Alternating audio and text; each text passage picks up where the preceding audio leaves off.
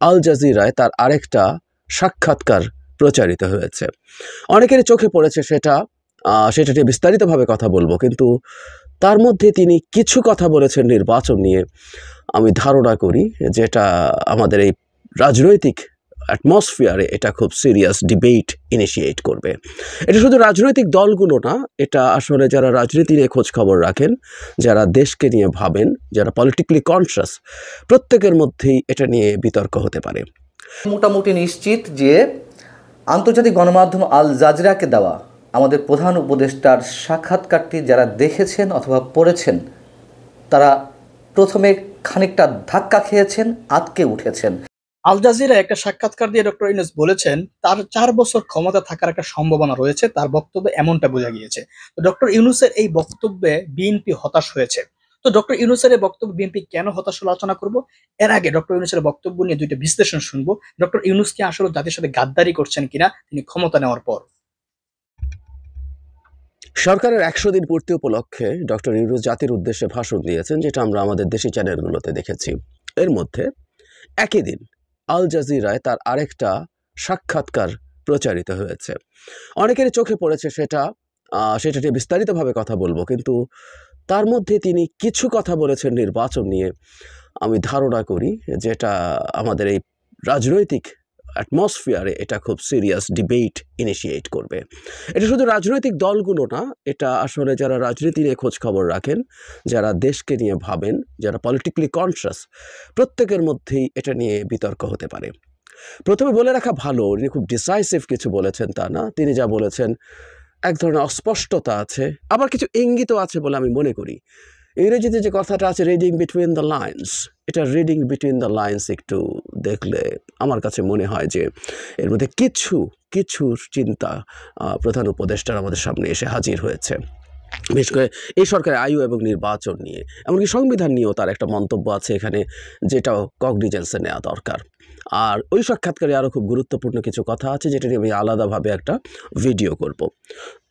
আল জাজিরার সাথে সাক্ষাৎকারে অনেক কিছু নিয়ে কথা বলেছেন তিনি। আগামী নির্বাচনের সঠিক সময় কখন হবে এ বিষয়ে ডক্টর ইউনূসের কোনো ভাবনা আছে কিনা, এই জবাবে তিনি বলেন, না, আমার মাথায় এমন কিছু নেই। অন্তর্বর্তীকালের সময়সীমা কি হতে পারে সে বিষয়ে জানতে চাইলে ডক্টর ইউনূস বলেন, আমরা অন্তর্বর্তী সরকার, আমরা স্থায়ী সরকার নই। নিয়মিত সরকার 5 বছরের হয়, নতুন সংবিধানে সরকারের মেয়াদ সম্ভবত 4 বছর হতে পারে, কারণ মানুষ সরকারের মেয়াদ কম চায়। সুতরাং এটা অন্তর্বর্তী সরকারের মেয়াদ 4 বছরের কম হওয়া উচিত, এটা নিশ্চিত। এটা আরও কম হতে পারে, এটা পুরোপুরি নির্ভর করছে মানুষ কি চায়, রাজনৈতিক দলগুলো কি চায় তার উপরে। তিনি আরও বলেন, যদি রাজনৈতিক দলগুলো চায় এটা সংস্কার ভুলে যাও, নির্বাচন দাও, তাহলে সেটাই করা হবে। তাহলে অন্তর্বর্তী সরকার হিসাবে তিনি 4 বছর থাকছেন কি না এমন প্রশ্নের জবাবে ডক্টর ইউনূস বলেন, আমি তা বলিনি যে 4 বছর, আমি বলেছি এটা সর্বোচ্চ মেয়াদ হতে পারে, তবে আমাদের উদ্দেশ্য তা নয়, আমাদের উদ্দেশ্য যত দ্রুত সম্ভব শেষ করা। বেশ কথার বিভিন্ন রকম আমরা বক্তব্য আছে বলতে পারবো, এবং আমরা খেয়াল করি যে যখন তিনি সরকারের মেয়াদ বলছেন তখন তাকে আবারও প্রশ্ন করা হচ্ছে যে তিনি 4 বছর মিন করছেন কিনা। তার তার বক্তব্যের মধ্যে কোথাও এই ধরনের ইঙ্গিত আল জাজিরাও খুঁজে পেয়েছে। তার আগে একটা কথা বলা দরকার যে সংবিধান সম্পর্কে, সংবিধানে সরকারের মেয়াদ 4 বছর হতে পারে, এই ধরনের একটা মন্তব্য তিনি করেছেন। এই আলাপ আমাদের অনেকের মধ্যে আছে এবং সম্ভবত হতে খুবই আনসার্টিনিটি নিয়ে বলেছেন। নিশ্চয়ই সেভাবেই বলবেন, কারণ সংবিধান সংশোধন যে কমিশন আছে তারা রিপোর্ট দেবে, তার উপরে ভিত্তি করে আলোচনা হবে, তার উপরে সিদ্ধান্ত হবে।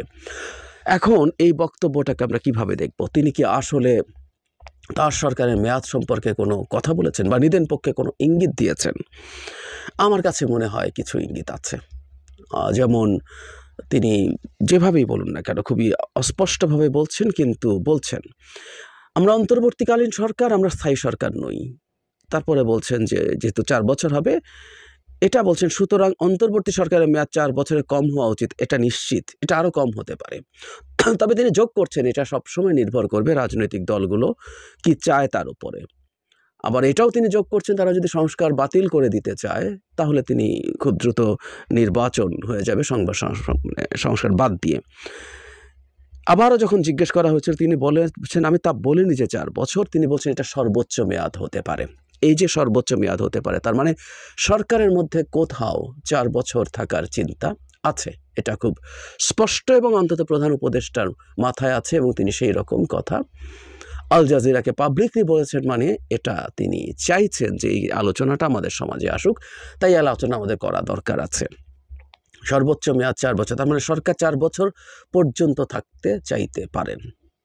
কিভাবে নেব আমরা, কিভাবে নেব? সুতরাং সরকার তার যে টেনিওর আছে সেটাকে নিজের পক্ষ থেকে একটা লিমিট আরোপ করলেন এবং এই লিমিট ইজ ভেরি হাই, আমাদের অন্তত যতটুকু চিন্তা বা আলোচনা ছিল তার তুলনায়। কেউ কেউ অবশ্য এর চেয়ে বেশি সময়ের কথাও হয়তো বলেছিলেন, কিন্তু আমি মনে করি এই সময়টা খুব বেশি আলোচনায় আসে নাই। এখন অনিবার্যভাবেই রাজনীতির মাঠে এটা নিয়ে আলোচনা হবে। এটাকে রীতিমতো বোমা ফাটানোই আমি বলবো। কারণ হলো এই সরকারের আয়ু কতদিন হবে, নির্বাচন কবে হবে, এটা নিয়ে শুধুমাত্র যারা নির্বাচন করবেন, যারা নির্বাচন করে ক্ষমতায় যেতে চান বা কারা সময় পেয়ে নির্বাচন আর একটু ভালো করতে চান, তাদের বাইরেও রাজনৈতিক সচেতন মানুষ এই বিষয় নিয়ে তর্ক বিতর্কে জড়িয়ে গেছেন। আমি খেয়াল করেছি, আমি যখনই নির্বাচনের সময় নিয়ে কথা বলেছি, আমাদের অনেকেই সেটা আপনারা মন্তব্য করেন, আমি মন্তব্য পড়ি, আক্রমণ করেও মন্তব্য করেছেন, ফাইন। এবং আমি দেখেছি যে এটা নিয়ে আমাদের বিভক্তি আছে, নির্বাচন কবে হওয়া উচিত, কতটুকু সংস্কার হওয়া উচিত, কত দিনে সংস্কার হওয়া উচিত, এগুলো নিয়ে। সো এটা অনিবার্যভাবেই একটা গুরুত্বপূর্ণ বিতর্ক ট্রিগার করবে। এবং আমরা যদি খুব স্পেসিফিকলি বলি, বিএনপি সাম্প্রতিক সময়ে খুব দ্রুত নির্বাচনের কথা বলছিল। তারা এক সময় বেঁধে দিচ্ছিল 3 মাস 6 মাস, পরে সেখান থেকে সরে এসে একটা রোড ম্যাপের কথা বলছিলেন বিএনপির পক্ষ থেকে, কিন্তু তারপর তারা সেটা থেকে সরে এসেই কয়েক সপ্তাহ হলো খুব দ্রুত, খুব স্বল্প সংস্কার করে নির্বাচনের কথা বলছে। শুধু তাই না, বিএনপি একটা কথা রাগঢাক করছে না, সেটা হচ্ছে বিএনপি বলছে যে তারা বিরাজনীতিকরণের এক ধরনের সম্ভাবনা দেখছেন বা আশঙ্কা বোধ করছেন। তারা 1-11 রেফারেন্সও কেউ দিয়েছেন। সুতরাং যখন এই প্রেক্ষাপটে তারা দ্রুত নির্বাচন চাইছেন, তাদের এই শঙ্কার মধ্যে আপনারা খুব নিউট্রালি যদি চিন্তা করেন, তাহলে বিএনপির মধ্যে এই ধরনের শঙ্কা হওয়া অমূলকও না। ফলে 4 বছর সর্বোচ্চ হতে পারে, এই চিন্তাটা সরকারের আছে। এটা তাদের সেই দুশ্চিন্তা, সেই শঙ্কা আরও বাড়িয়ে দেওয়ার খুব ভালো সম্ভাবনা আছে, এটা নিয়ে কোনো সন্দেহ নাই। এমনও হতে পারে যে ডক্টর ইউনূস এই মন্তব্যটা করে আসলে দেখতে চাইছেন হাউ উই রিয়্যাক্ট, উই বলতে অল দ্য পিপল, যারা রাজনীতি সচেতন, যারা রাজনৈতিক দল করবেন, যারা রাজনৈতিক দলে আছেন, সবাই মিলে কিভাবে দেখেন, কিভাবে নেন, সেই ব্যাপারটাকে তিনি হয়তো দেখতে চেয়েছেন। আবার তিনি এইটুকু বলছেন, মতৈক্যের কথা সবসময়ের মতো যেমন বলছেন, এবং আমি এই কথাটা বারবার বলেছি, এই মতৈক্য ব্যাপারটা আসলে শুনতে যতটা সহজ মনে হয়, এটা আসলে খুব সহজ না। যদি মতৈক্য না হয় তাহলে কি হবে, এই প্রশ্ন আমার মাথায় খুব অনিবার্যভাবেই আসে। সংবিধান নিয়ে যে সংবিধান প্রপোজড হবে, তাতে যদি 4 বছর থাকে সরকারের টেনিওর, সেটা যদি মেনে না হয় কি হবে, বা সংবিধানের যেসব প্রপোজাল আসছে সেগুলো যদি রাজনৈতিক দলগুলোর মধ্যে, অন্তত মেজর স্টেক হোল্ডারদের মধ্যে যদি ঐক্যমত না হয় কি হবে।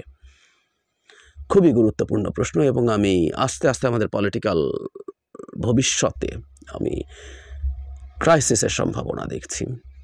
গতকাল তার ভাষণেও আমি যে অ্যানালিসিস করেছি, আজকে সকালে যেটা পোস্ট করেছি, তাতেও বলেছি যে এখানে সংস্কার এবং নির্বাচন চাওয়া পক্ষগুলোর মধ্যে একটা সংঘাতের ইঙ্গিত। এখন সরকারের মেয়াদ বৃদ্ধি করা দরকার, এই আলাপ কিন্তু সরকারের বাইরে থেকে অনেকে করেছেন, খুব স্পষ্টভাবে এই আলাপ মাঠে ছেড়েছেন বেশ কয়েকজন মানুষ, যারা মনে করেন, তারা বিএনপিকে ইভেন অ্যাকিউজ করেছে, তারা যখন নির্বাচন চাইছে যে তারা ক্ষমতায় গিয়ে লুটপাট করার জন্য অস্থির হয়ে গেছেন, এই ধরনের ভাষা ব্যবহার করেছেন। এবং এই সরকারটা থাকুক থেকে তারা, এবং অনেকে এটাকে বিপ্লব হিসাবে ডিফাইন করে অনেক বিপ্লবী কাজ এই সময়ের মধ্যে করতে চান, এবং এই কাজ যদি করতে চান সেটা অনিবার্যভাবেই বিএনপির প্রতিক্রিয়া তৈরি করবে।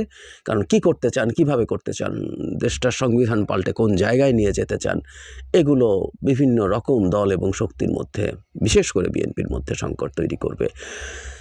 ফলে এটাকে আমি একটা বোমাই বলবো, একটা বোমা ফাটিয়েছেন প্রধান উপদেষ্টা। তবে হ্যাঁ, সরকারের মধ্যে যদি এই ধরনের চিন্তা থাকে, এটা পাবলিক স্ফিয়ারে আসা জরুরিও ছিল, এটা উনি করেছেন, সেটার জন্য তাকে নিশ্চয়ই আমরা সাধুবাদ জানাবো।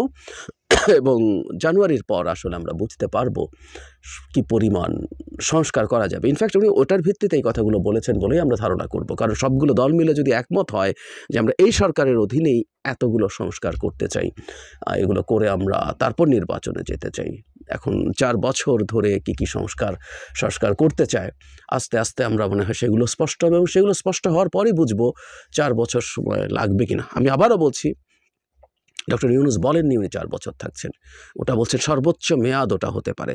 কিন্তু আবারও বলছি, এতে এইরকম একটা সময় থাকারও সম্ভাবনা আছে, এটাকে তিনি উড়িয়ে দিচ্ছেন না। আর খুব দ্রুত আমার মনে হয় এখন যেটা করা দরকার, আশা করি সংস্কার যে প্রতিবেদনগুলো আছে সেগুলো পাবলিশ হওয়ার পর সব রাজনৈতিক দলগুলোই এই সময় পর্যন্ত ধৈর্য ধরবেন, এবং 31 ডিসেম্বরের পর সরকার নিশ্চয়ই সবার সাথে বসবেন, এবং কতটুকু সংস্কার কিভাবে করবেন সেই আলোচনার মাধ্যমে ঠিক হওয়া দরকার। আমি বারবার এই ব্যাপারটাকে জোর দিচ্ছি, 4 বছর নয়, সরকার 5, 7, 10 বছরও যদি ঐক্যমত্যের ভিত্তিতে সব রাজনৈতিক পক্ষকে নিয়ে মতৈক্য সৃষ্টির মাধ্যমে থাকেন, তাতে তো কোনো সমস্যা নেই। কিন্তু এই আলাপ আলোচনাগুলো এবং চেষ্টা করা দরকার সব পক্ষ যথেষ্ট ছাড় দিয়ে সিদ্ধান্তে যেন আসেন, এবং কোনো পক্ষই এমন কিছু দাবি দেওয়া না করেন যেটা খুবই ইউটোপিয়ান মনে হয়, খুব কল্পনাবিলাসী মনে হয়। কারণ আমাদের political stability is very important in recent Times. নানান রকম আন্তর্জাতিক রাজনীতি, ভূরাজনীতি পাল্টে যাচ্ছে। ইভেন এই সরকার দায়িত্বে আসার 3 মাসের মধ্যেও পাল্টে গেছে। সব কিছু বিবেচনায় নিয়ে খুব সেন্সিবল, প্র্যাগম্যাটিক বা প্র্যাকটিক্যাল, বাস্তবভিত্তিক সিদ্ধান্ত আমাদের নেওয়া জরুরি। আসসালামু আলাইকুম দর্শক, আমি মোটামুটি নিশ্চিত যে আন্তর্জাতিক গণমাধ্যম আল জাজিরাকে দেওয়া আমাদের প্রধান উপদেষ্টার সাক্ষাৎকারটি যারা দেখেছেন অথবা পড়েছেন, তারা প্রথমে খানিকটা ধাক্কা খেয়েছেন, আঁতকে উঠেছেন। তার কারণ তিনি সেখানে বর্তমান অন্তর্বর্তী সরকারের মেয়াদ কতটা হবে, মেয়াদ সম্পর্কে যা বলেছেন সেটি আমাদের ধারণার বাইরে, অনেকের ধারণার বাইরে। এবং নির্বাচনের তারিখ সম্পর্কেও তিনি যা মন্তব্য করেছেন একেবারে উদাসীনতার সঙ্গে, সেটি শুনে এটিও আমি নিশ্চিত যে আমরা বা আমাদের মতো অনেকেই আহত হয়েছেন। আজারবাইজানের রাজধানী বাকুতে গিয়েছিলেন আমাদের প্রধান উপদেষ্টা আন্তর্জাতিক জলবায়ু সম্মেলনে যোগ দিতে। সেখানে আল জাজিরার পক্ষ থেকে একটি ইন্টারভিউ নেওয়া হয়েছিল। সেই ইন্টারভিউটি প্রচার হয়েছে রোববার, ভিডিও যে বার্তা, এবং সেখানে তিনি বিভিন্ন প্রশ্নের উত্তর দিয়েছেন। তার মধ্যে তার কাছে সাবেক প্রধানমন্ত্রী শেখ হাসিনা সম্পর্কে প্রশ্ন ছিল যে তিনি তো 10 নভেম্বর শহীদ নূর হোসেন দিবস উপলক্ষে যে বিবৃতি দিয়েছেন সেখানে প্রধানমন্ত্রী হিসেবে নিজেকে উল্লেখ করা, এর বাইরে যখন ডোনাল্ড ট্রাম্প প্রেসিডেন্ট হিসেবে নির্বাচিত হয়েছেন তাকে পাঠানো যে অভিনন্দন বার্তা সম্বলিত একটি বিবৃতি, সেখানেও তাকে নিজেকে প্রধানমন্ত্রী হিসেবে উল্লেখ করা। সে প্রসঙ্গে তিনি বলেছেন যে তিনি নিজেকে অনেক কিছু বলতে পারেন কিন্তু বাস্তবতা তা নয়, এমনকি ভারতও তাকে সাবেক প্রধানমন্ত্রী বলেছেন, সুতরাং আশ্রয়দাতাও তাকে সাবেক প্রধানমন্ত্রী ছাড়া কিছু বলছে না। এবং ভারত থেকে প্রধানমন্ত্রীকে ফিরিয়ে আনার বিষয়ে বা শেখ হাসিনা যে ধরনের বক্তব্য বিবৃতি প্রচার করছেন সে প্রসঙ্গেও তাকে প্রশ্ন করা হয়েছিল। তিনি বলেছেন যে শেখ হাসিনা ভারতে বসে বাংলাদেশকে অস্থিতিশীল করার চেষ্টা করছেন, সেখান থেকে বাংলাদেশে বিক্ষোভের ডাক দিচ্ছেন, এগুলো বাংলাদেশের জন্য উপকারী তো নয় বরং অপকারী। তাই ভারতের কাছে তারা এসব বিষয়ে যে নানান বিষয়ে অভিযোগ করেছেন সেই বিষয়ে তিনি বলেছেন, এবং এমনটা হতে থাকলে ভারতের কাছে আবার অভিযোগ করা হবে, এই প্রসঙ্গগুলো তুলেছেন। কিন্তু অন্তর্বর্তী সরকারের সময়সীমার প্রসঙ্গে তিনি যে কথাগুলো বলেছেন, তিনি বলছেন যে আমরা অন্তর্বর্তী সরকার, তার আগে প্রশ্নটি ছিল যে বর্তমান অন্তর্বর্তী সরকারের মেয়াদ কতদিন হতে পারে।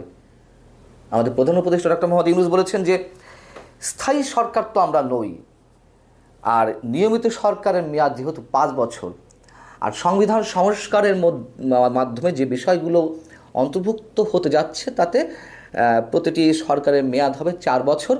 এটি মোটামুটি খানিকটা নিশ্চিত করে তিনি বলেছেন, যেহেতু তার ভাষাতে যেহেতু জনগণ চায় প্রতিটি সরকারের মেয়াদ কমে আসুক তাই 4 বছর করা হবে।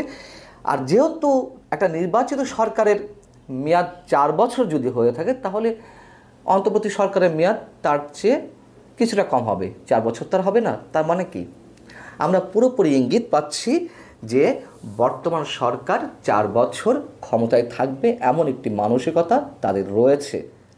এবং যখন আমাদের ধর্ম উপদেষ্টা কদিন আগে মন্তব্য করেছিলেন যে আওয়ামী লীগ সরকারের অবশিষ্ট মেয়াদ পূরণী এই সরকারের লক্ষ্য, অর্থাৎ আওয়ামী লীগের পতন হলো আগস্ট মাসে, জানুয়ারিতে তারা নির্বাচিত হয়েছিল, সেই হিসেবে আওয়ামী লীগ সরকারের মেয়াদ ছিল আরও 4 বছর 4 মাস।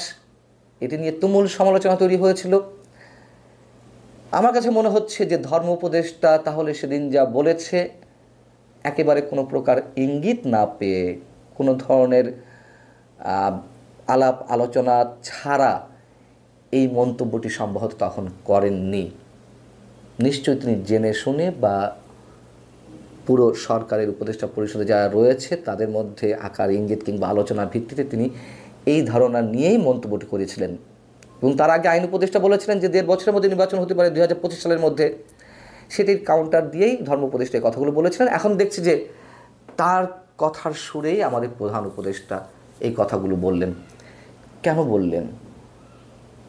কোন ম্যান্ডেটে তিনি এই কথা বললেন?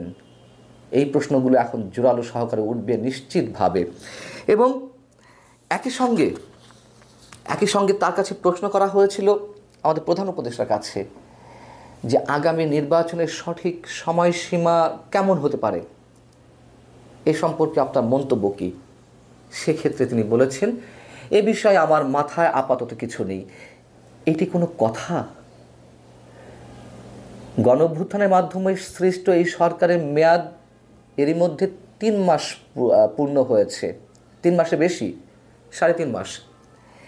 সেই জায়গায় এসে নির্বাচনের সঠিক সময়সীমা সম্পর্কে তার মাথাতে কিছু থাকবে না, এটি তো হতে পারে না। হ্যাঁ, তার মাথাতে বা সরকার এ বিষয়ে কিছু ভাবছে না, তা তো আমরা স্পষ্ট বুঝতেই পারছি।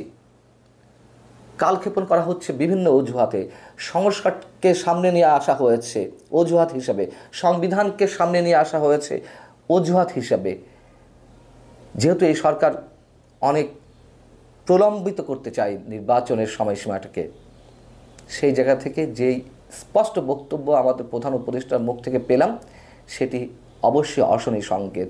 এবং এর আগের ভিডিওতে আমি জানিয়েছি, বা আপনারা সবাই জানেন, আমি বলি আর না বলি, কিভাবে আন্তর্জাতিক গণমাধ্যমগুলো তাদের বিভিন্ন বিশ্লেষণ থেকে অশনি সংকেতের ইঙ্গিত দিচ্ছে এবং দেশ সামরিক শাসনের দিকে যেতে পারে এমন ইঙ্গিত আন্তর্জাতিক গণমাধ্যম নয়, আন্তর্জাতিক বিভিন্ন গবেষণা সংস্থা থেকেও এই আশঙ্কা প্রকাশ করা হচ্ছে। খুব স্বাভাবিক, একটা অনির্বাচিত সরকার দীর্ঘমেয়াদে একটা রাষ্ট্র কখনো পরিচালনা করতে পারে না, কোনো অবস্থাতেই না, যত বিজ্ঞ ব্যক্তিরাই সেই সরকারে থাকুক না কেন। তার কারণ তাদের সঙ্গে জনগণের সরাসরি কোনো সম্পর্ক নেই। দর্শক, আলোচনাগুলো শুনেছেন, শুনে বুঝতে পেরেছেন ডক্টর ইউনূস 4 বছরের একটা কথা তিনি উল্লেখ করেছেন, 4 বছরের বেশি থাকা যাবে না। ডক্টর ইউনূস যদি 4 বছর থাকেন, সেখানে হয়তো জনগণের আপত্তি না থাকলেও বিএনপির আপত্তি থাকবে, বা বিএনপি এটা মেনে নিবে না, কারণ তারা চাইবে এই 2025 সালের মধ্যেই নির্বাচনের জন্য। তো প্রিয় দর্শক, আপনারা আলোচনা শুনেছেন এবং ডক্টর ইউনূস যে কথাগুলো বলেছেন, সেই কথাগুলো আসলে কতটা যুক্তিগত রয়েছে। তিনি 4 বছরের মেয়াদের কথা বলেছেন। আমার মতে, আমি ব্যক্তিগত মতামত বলি, 4 বছর আসলে খুব বেশি সময় হয়ে যায় একটা অনির্বাচিত সরকার ক্ষমতায় থাকা। দর্শক, তারপর আপনারা আপনাদের মন্তব্য করবেন ডক্টর ইউনূস যে কথাগুলো বলেছেন, সেই কথাগুলো কতটুকু যুক্তিগত রয়েছে।